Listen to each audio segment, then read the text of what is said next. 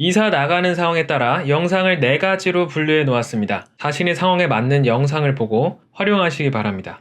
사장님, 저 보증금 언제 돌려주실 거예요? 직장 근처로 빨리 이사 가야 돼요. 미안해요. 세입자 구해보고 있으니까 좀만 더 기다려줘요. 아니, 직장 출퇴근하는 데만 왕복 3시간이 걸려요. 언제까지 기다려야 돼요? 아우, 저도 이것 때문에 신경 쓰여가지고 할 일도 못하고 있어요. 에? 나보고 어떡하라는 거야, 세입자가 안 구해지는데.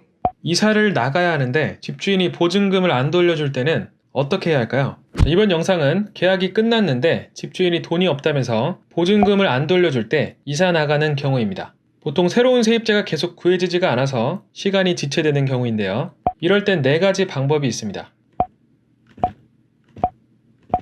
하나씩 살펴보겠습니다.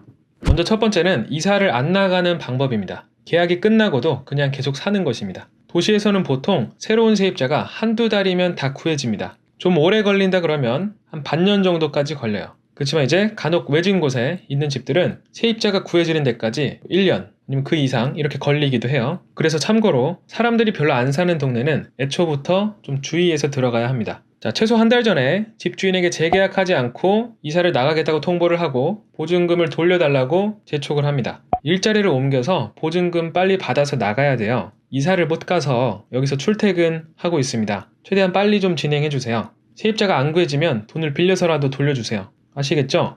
자, 집주인에게 너그러운 마음으로 기다려 드릴게요 라고 하면 집주인이 열심히 돈을 구하러 다니지 않으니까 최대한 진상처럼 말씀하셔야 됩니다. 여러분들의 시간이 집주인 때문에 굉장한 손해를 보고 있죠, 지금. 자, 그 다음은 어떻게 해야 되느냐? 기다리는 수밖에 없습니다. 새로운 세입자가 구해지고 계약을 할 때까지 기다리세요.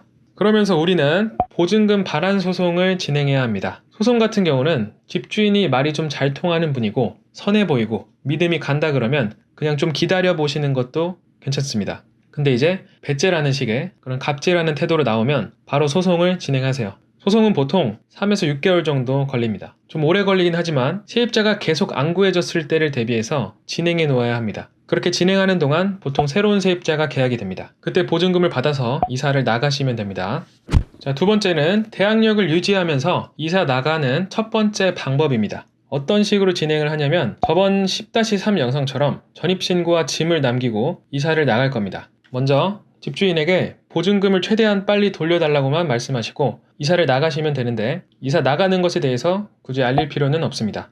그 다음 전입신고를 빼지 말고 남겨둡니다. 그리고 짐도 약간 남겨둡니다. 이러면 내가 이사를 나가도 나의 대항력이 사라지지 않고 보존됩니다. 이 상태에서 보증금 반환 소송을 진행하면서 이사를 나가면 됩니다. 집주인에게 나중에 연락이 와서 보증금을 돌려주면 받으시면 되는 거고 계속 안 돌려주면 소송 판결을 통해서 돌려받는 절차를 가지게 될 것입니다. 세 번째는 대항력을 유지하면서 이사 나가는 두 번째 방법입니다. 보증금을 돌려달라는 내용이 담긴 내용증명이라는 문서를 집주인에게 보냅니다. 그리고 나서 집의 등기부등본에 임차권 등기를 설정합니다. 추가적으로 보증금 반환 소송도 진행을 같이 합니다. 자, 여기서 임차권 등기의 역할은 내가 이사를 나가도 대항력을 유지할 수 있게끔 해주는 수단입니다. 그렇게 이사를 나간 다음 집주인에게 연락이 와서 보증금을 돌려주면 받으시면 되는 거고 계속 안 돌려주면 소송 판결을 통해서 돌려받는 절차를 가지게 될 것입니다.